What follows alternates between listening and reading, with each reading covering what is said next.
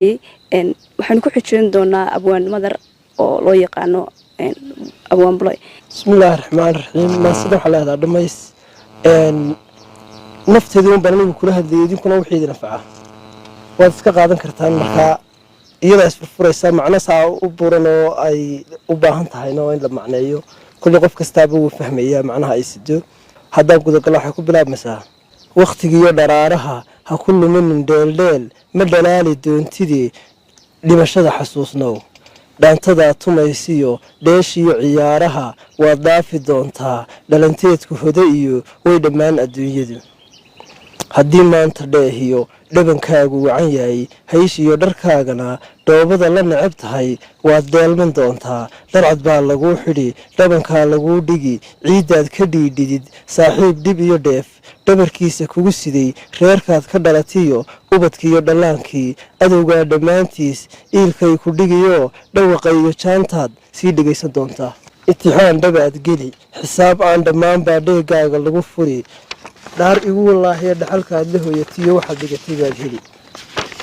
doonigaad cunaysiyo dhadhamada xalaalay dhaqanka iyo diintiyo sharafkaaga dhowro ha dhaliilin aadmiga ha ku dhiiran ceebaha lama dhibo makhluuqee dhagarqabe kolay tahay ha ka talin wax dhaawaca dhigtu hadalay diidana ha u odhanin dheeldheel dhugmadiiyo garaadkiyo dhimirkaaga muune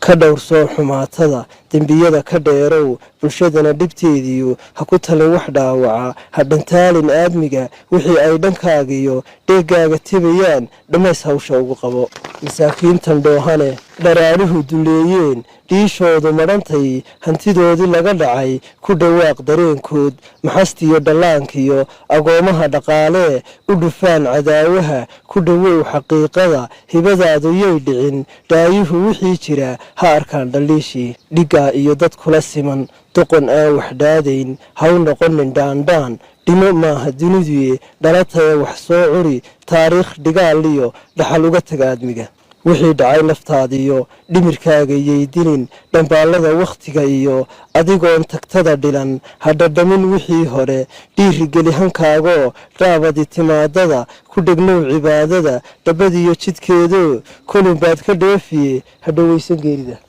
waayahay run ahaantii abwaan bulay wuxuu noo soo bandhigay maaso dhiirigelin oo islamarkaasiba qof walba oo maqlaa aan u malaynayo waxyaabaha badan ugu soo bandhigayba inuu halkaas kasii wadi doono aan u soo laabto dhanka midig waxaa iga xiga khaalid cabdiraxmaan axmed oo ugu naanayso khaalid samaale maaso la yidhaahdo dhaliilo adduun ayuu hayaa bal isaguna waxa uu dhaliilayo.